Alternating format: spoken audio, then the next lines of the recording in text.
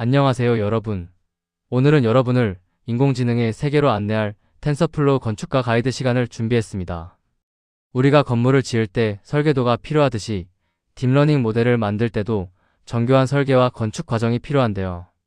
이번 강의에서는 딥러닝 모델의 기초적인 구조부터 시작해서 성능을 끌어올리는 튜닝, 그리고 결과가 정확한지 확인하는 검사 단계까지 파헤쳐 볼 예정입니다. 특히 신경망을 이용해 데이터를 분류하는 모델을 직접 만들어보는 과정을 담았으니 마치 멋진 건축물을 올리는 마음으로 즐겁게 따라와 주세요. 자, 이제 우리만의 인공지능 분류 모델을 설계하러 가볼까요? 본격적인 시작에 앞서 우리가 만들 분류라는 것이 무엇인지 정확히 짚고 넘어갈게요. 분류는 아주 쉽게 말해서 어떤 데이터가 들어왔을 때 이게 이것인지 저것인지 예측하는 작업이에요. 예를 들어 사진을 보고 고양이인지 강아지인지 맞추는 것처럼 말이죠. 이 과정은 입력된 정보와 그 정보가 실제로 무엇인지 나타내는 정답 사이의 관계를 컴퓨터가 스스로 학습하는 과정입니다. 그렇게 학습이 끝나면 컴퓨터는 한 번도 본 적 없는 새로운 데이터가 들어와도 이건 어떤 카테고리에 속하겠구나 하고 똑똑하게 맞출 수 있게 되죠. 결국 분류 모델의 핵심 목표는 입력 데이터를 가장 적절한 클래스로 나누어 주는 것이라고 이해하시면 됩니다. 그렇다면 분류 머신에는 어떤 종류가 있을까요? 크게 두 가지로 나뉩니다.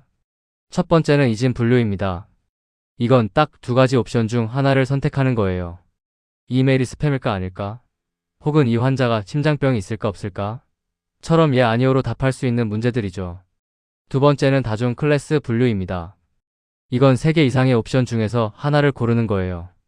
음식 사진을 보고 이게 초밥인지 스테이크인지 아니면 피자인지 맞추는 상황이 대표적이죠.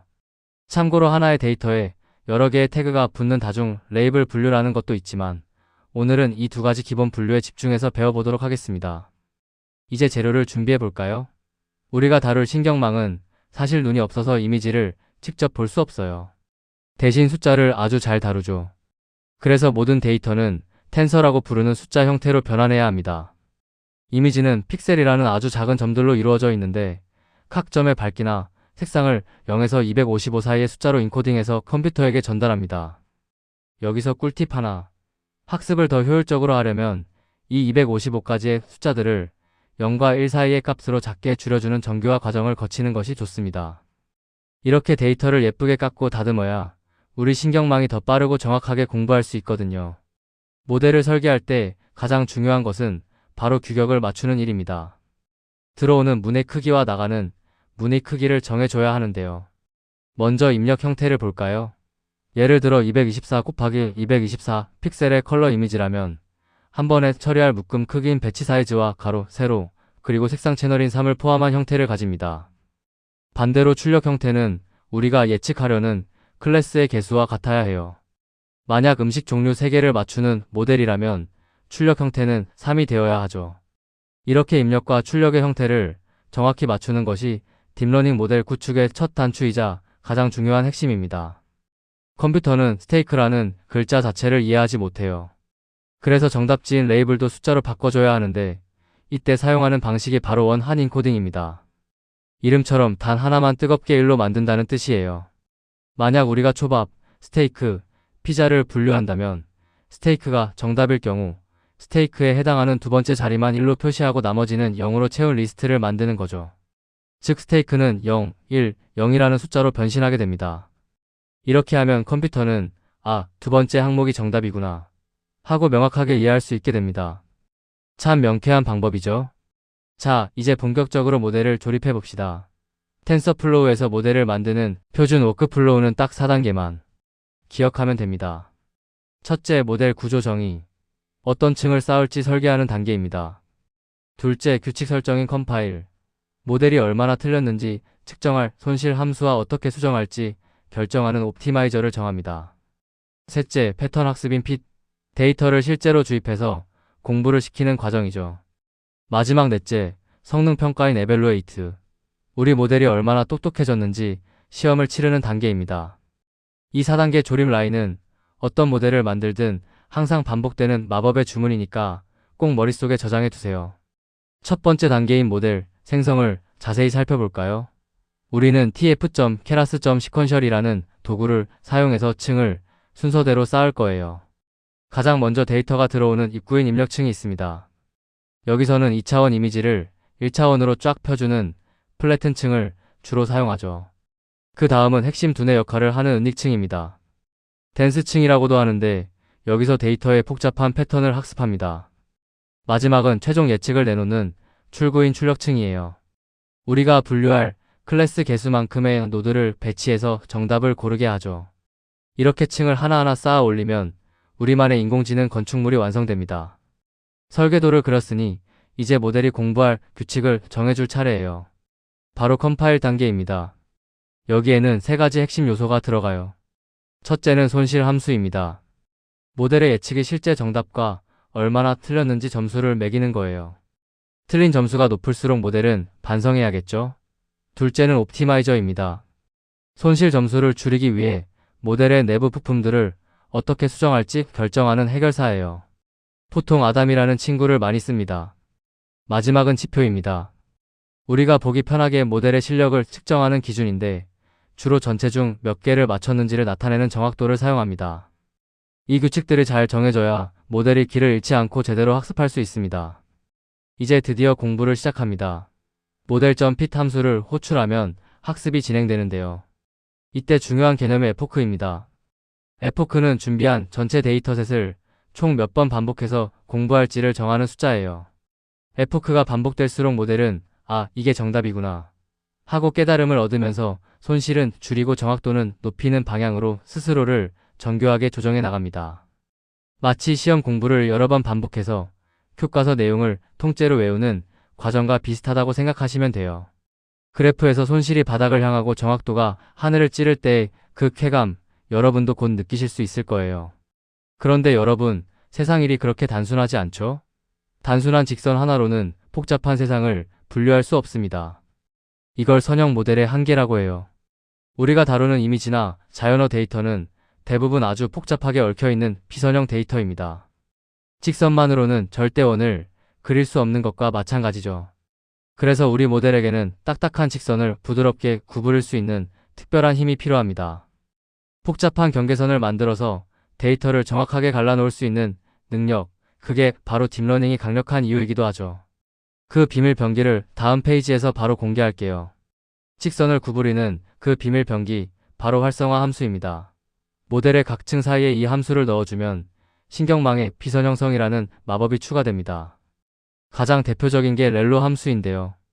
Rectified Linear Unit의 약자로 음수값은 과감하게 0으로 버리고 양수값만 그대로 통과시키는 성질이 있어요. 계산이 빨라서 가장 많이 쓰이죠. 또 다른 친구는 시그모이드입니다. 어떤 값이 들어와도 0과 1 사이의 값으로 부드럽게 압축해버려요. 이런 함수들 덕분에 딥러닝 모델은 복잡한 패턴도 척척 학습할 수 있게 되는 겁니다. 마치 찰흙을 빚듯이 데이터의 형태에 맞춰 모델의 판단 기준을 구부릴 수 있게 되는 거죠. 자, 이제 출구를 결정할 시간입니다. 문제 유형에 따라 출력층에 쓰는 활성화 함수가 달라져요. 만약 두 개 중 하나를 고르는 이진 분류라면 시그모이드를 선택하세요. 결과값이 0에서 1 사이의 단일 확률로 나와서 예 아니오를 판단하기 좋거든요. 반대로 3개 이상의 클래스를 분류하는 다중 클래스 분류라면 소프트맥스가 정답입니다. 소프트맥스는 각 클래스에 속할 확률을 다 합쳤을 때 정확히 1이 되도록 만들어줘요. 예를 들어 초밥일 확률 70%, 피자일 확률 20%, 스테이크일 확률 10% 이런 식으로요. 여러분의 문제가 무엇인지에 따라 알맞은 출구 전략을 세워보세요. 딥러닝에서 가장 중요한 조절 나사 하나를 꼽으라면 단연 학습률입니다. 이건 옵티마이저가 모델을 수정할 때 얼마나 큰 폭폭으로 움직일지를 정하는 값이에요. 학습률이 너무 크면 어떻게 될까요? 정답인 최저점을 휙 지나쳐버려서 학습이 제대로 안 되고 발산해 버릴 수 있어요. 반대로 너무 작으면 거북이처럼 기어가느라 학습 속도가 너무 느려져서 답답해지죠. 그래서 우리는 손실이 가장 빠르게 줄어드는 지점인 이상적인 레이트를 찾아야 합니다. 마치 라디오 주파수를 맞추듯이 미세하게 조정하며 우리 모델에게 딱 맞는 학습 폭폭을 찾아주는 과정이 정말 중요합니다. 모델 학습이 끝나고 정확도가 99%가 나왔다고 해서 무조건 기뻐하기엔 일러요. 여기에 정확도의 함정이 숨어 있거든요. 예를 들어 100명 중 1명만 암 환자인 데이터가 있다고 해봅시다. 모델이 그냥 무조건 모두가 건강합니다 라고만 대답해도 정확도는 99%가 나와버려요. 하지만 실제 암 환자를 한 명도 못 찾았으니 이건 빵점짜리 모델이나 다름없죠. 이렇게 데이터 불균형이 심한 경우에는 정확도 하나만 믿어서는 안 됩니다. 우리 모델이 정말로 실력이 좋은 건지 아니면 그냥 눈치껏 찍고 있는 건지 확인하기 위해 더 정밀한 평가 지표들이 필요합니다. 정확도를 보완할 두 친구, 정밀도와 재현율을 소개합니다. 정밀도는 모델이 참이라고 예측한 것 중에서 진짜 참인 비율이에요. 스팸이 아닌 중요한 메일을 스팸으로 분류하면 큰일 나는 상황에서 중요하죠. 반면 재현율은 실제 참인 것 중에서 모델이 얼마나 많이 찾아냈느냐의 비율이에요. 암 환자를 한 명이라도 놓치면 안 되는 진단 상황에서 생명줄과 같은 지표입니다.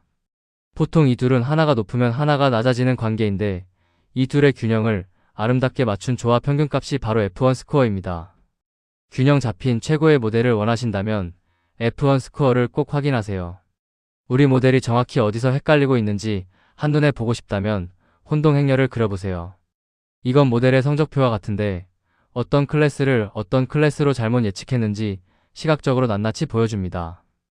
예를 들어 고양이를 자꾸 강아지로 착각하고 있다면 행렬의 특정 칸의 숫자가 높게 찍힐 거예요. 이걸 보면 아, 우리 모델이 뾰족한 귀를 강아지 귀랑 헷갈려 하는구나. 같은 단서를 얻을 수 있죠. 문제를 알아야 고칠 수 있듯이 혼동 행렬은 모델을 개선하기 위해 어디를 손봐야 할지 알려주는 아주 고마운 나침반 역할을 해줍니다. 공부만 잘하는 모범생이 실전 시험에서 망치면 소용없겠죠? 모델도 마찬가지입니다. 훈련 세트는 모델이 공부하는 교과서이고 테스트 세트는 난생 처음 보는 기말고사 시험지예요. 훈련 데이터에서 아무리 100점을 맞아도 처음 보는 테스트 데이터에서 성적이 엉망이라면 그 모델은 공부한 내용을 그냥 달달 외워버린 과적합 상태인 겁니다. 인공지능의 진정한 가치는 한 번도 본 적 없는 데이터를 얼마나 잘 분류하는가, 즉 일반화 능력에 달려 있습니다. 실전에 강한 모델을 만들기 위해 항상 데이터를 훈련용과 테스트용으로 엄격하게 나누어 관리하는 습관을 지닙시다. 모델 성적이 기대만큼 안 나온다면 어떻게 해야 할까요? 여기 성능 업그레이드 치트키가 있습니다. 가장 좋은 방법은 더 많은 데이터를 주는 거예요. 데이터는 다다익선이니까요.